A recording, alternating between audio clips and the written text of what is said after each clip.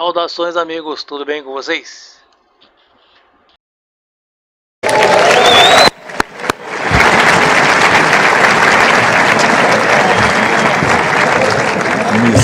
Missão cumprida.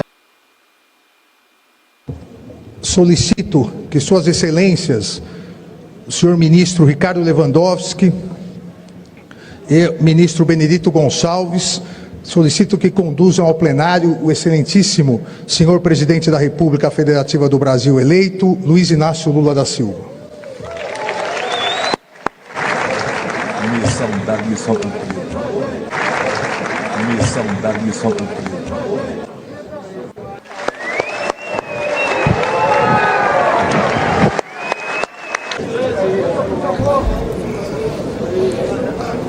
Tudo bom, meus amigos? Como é que estão? Tudo bom com vocês? Firmes?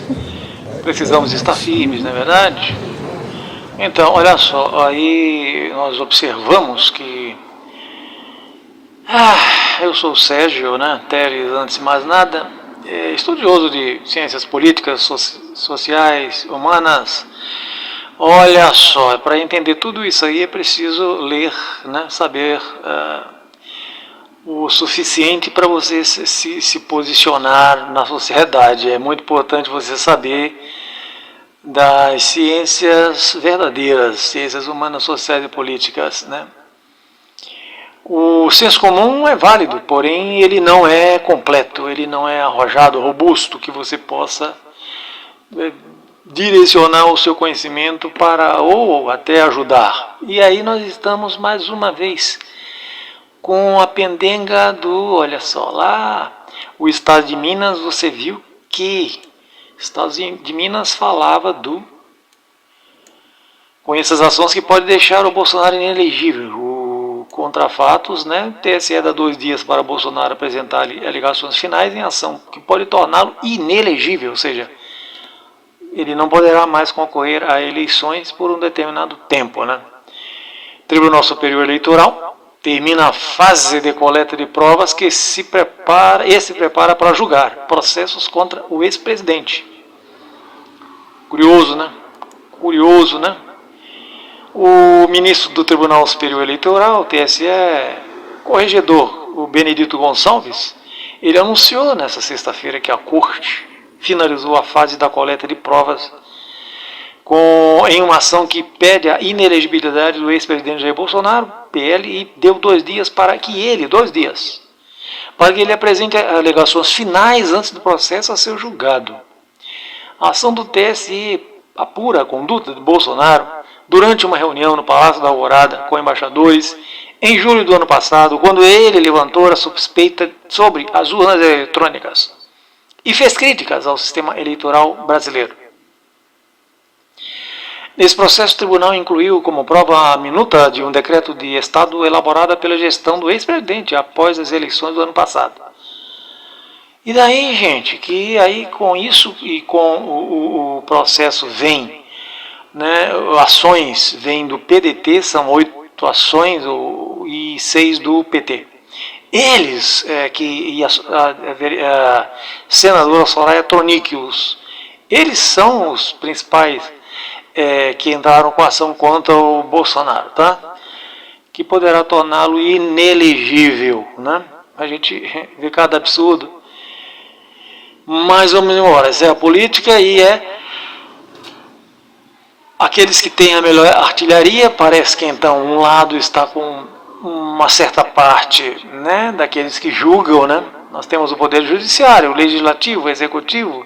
Os 3 devem ter essa harmonia.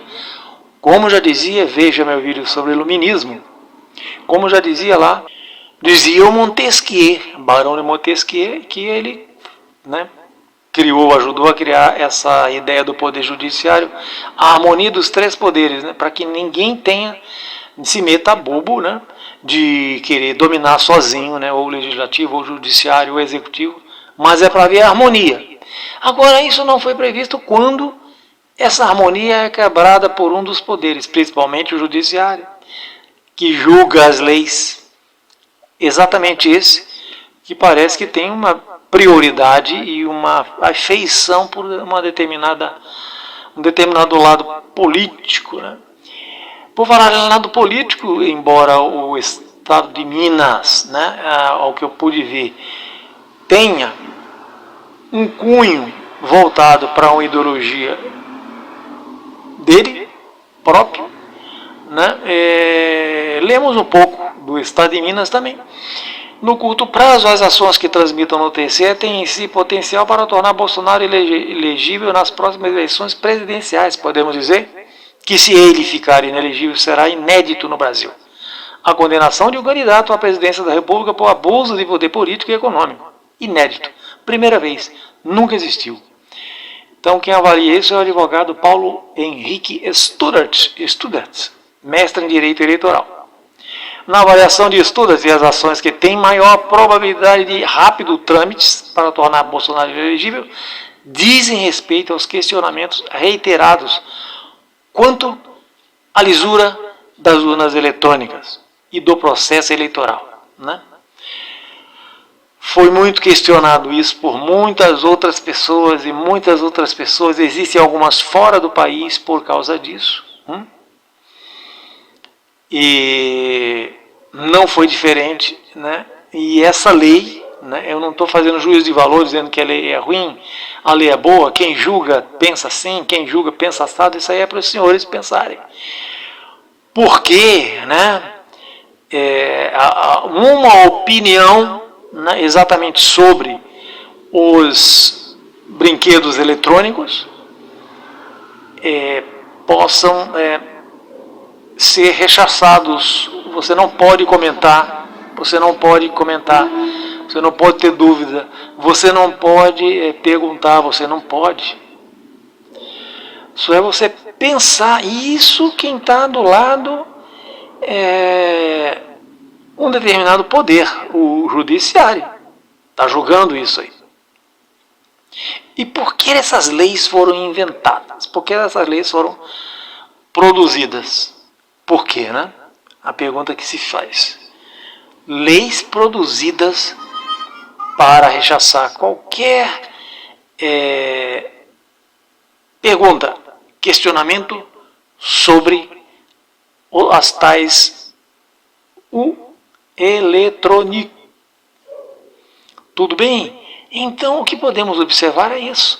É um jeito esquisito, a nosso ver, de olhar para o anterior presidente, Bolsonaro, e os seus questionamentos sobre a lisura das eleições. Não há como se comentar mais do que isso, é para os senhores pensarem, né? E principalmente, se não seria importante a contagem pública de votos, né? O povo escolher ali, conferir, depois que termina a sessão, fazer a conferência, e para que não haja dúvidas.